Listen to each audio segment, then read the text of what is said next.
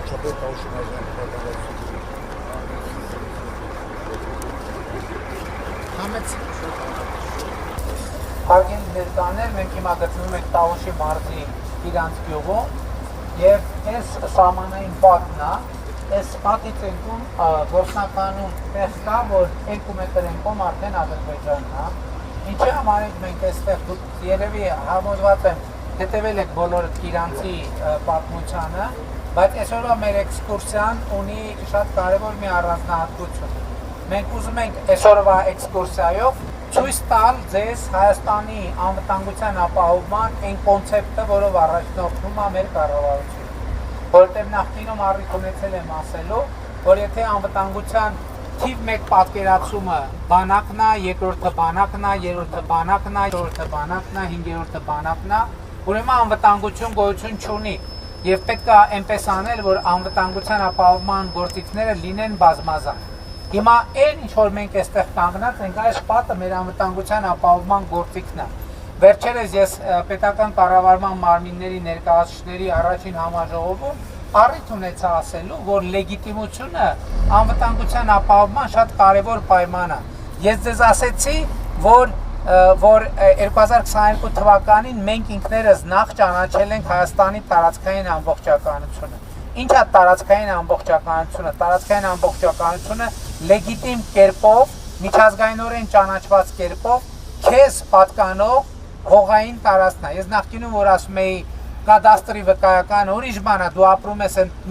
մի տանը, մի հողամասում, որը ունի կադաստրի վկայական, թե ապրում ես միտեղ, որը չունի կադաստրի վկայական, եւ նաեւ այստեղ երևում է խաղաղության օրակարգի մասին մեր պատկերացումը։ Դուք հիշում եք, որ երբ որ սահմանազատման գործընթացը տեղի էր ունենում, շատ էին ասում, որ Կիրանց գյուղը դատարկվելու է, շատ էին ասում, որ Կիրանցի դպրոցը սահմանից ընդամենը տեղ-տեղ 50 մետր հեռու է, ճիշտ են ասում։ Այն Կիրանցի դպրոցն է, այս պետական սահմանն է Հայաստանի Հանրապետության։ Եվ ասում էին, բա երեխեքի անվտանգությունը հնարավոր չի լինելու ապահովել։ Դպրոցը արդեն մի տարի դաս են անում, եւ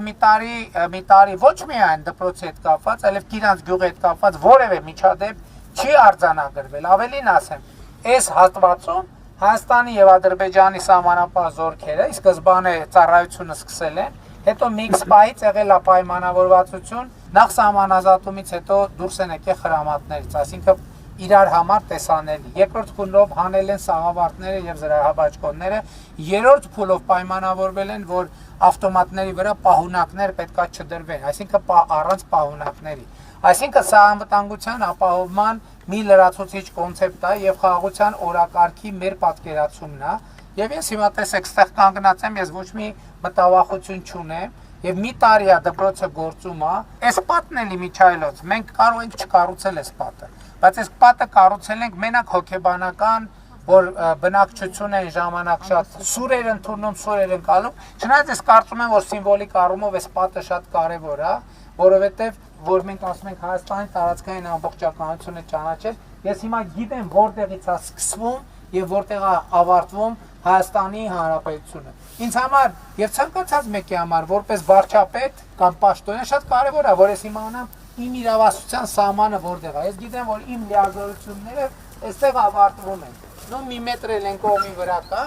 բայց իմ լիազորությունները այստեղ ավարտվում են եւ մեզնից յուրաքանչյուրի համար կառավարման ակադեմիայի ուսանողներ կան, չէ՞, եւ դասախոսներ։ Կառավարման կարևորագույն առանձնահատկություններից մեկն է, որ դու քո պատասխանատվության գոտի եւ քո պատասխանատվության շրջանակը իմանան։ Եվ 2022 թվականի համար, երբ որ մեզ ասում են մենք մեղադրում են, որ մենք Ադրբեջանի տարածքային ամբողջականությունը ճանաչել ենք, դա ճիշտ է, որ մենք Ադրբեջանի տարածքային ամբողջականությունը ճանաչել ենք, բայց ինչի համար ենք դա արել։ Մենք դա արել ենք, որպեսզի ինքներս մեր երկրի տարածքային ամբողջականությունը ճանաչենք, որովհետև Հայաստանի տարածքային ամբողջականությունը պարփակված է հարևանների տարածքային ամբողջականությամբ։ Մեզ շատ ասում են նաև այլ քաղաքական հայացքի տեր մարդիկ, ասում են, որ այս դե յուրե եւ դե ֆակտո պատը դնելով դուք մեզ, այսինքն Հայաստանին սահմանափակում ենք, որպեսզի մենք այդ գծից անցնենք այնտեղ եւ նոր տարածքներ նվաճենք, այսան ճիշտ են ասում։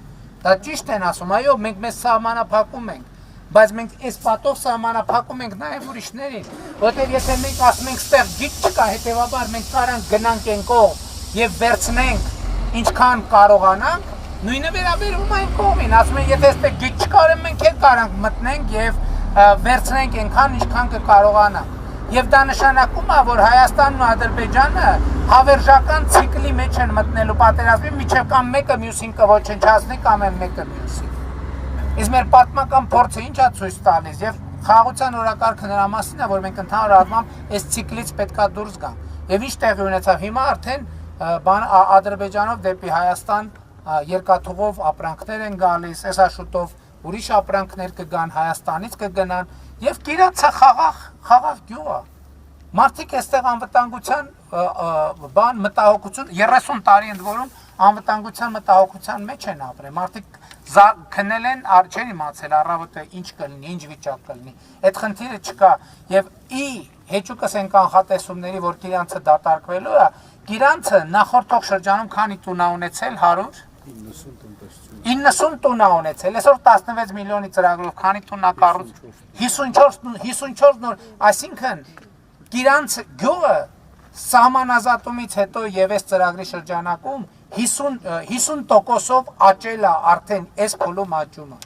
Հաջորդ շատ է խոսվում, որ մենք մեր ազգային արժեքները ոտնահարում ենք եւ այլն։ Այս եկեղեցին նախկին 100 տարվա մեջ եղել է ավերակների մեջ կուտակված։ Այս եկեղեցին վերականգնվում է,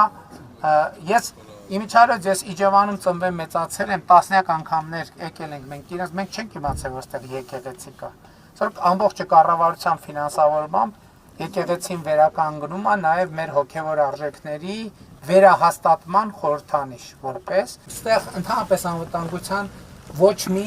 մտավախություն չկա։ Այստեղ անվտանգության մտավախություն կլինի այն պարագայում, եթե Երևանի կենտրոնում մեր անվտանգության մտավախություն, այսինքն մեր պետական լեգիտիմ սահմանն է Հայաստանի Հանրապետության միջազգայինորեն ճանաչված տարածք։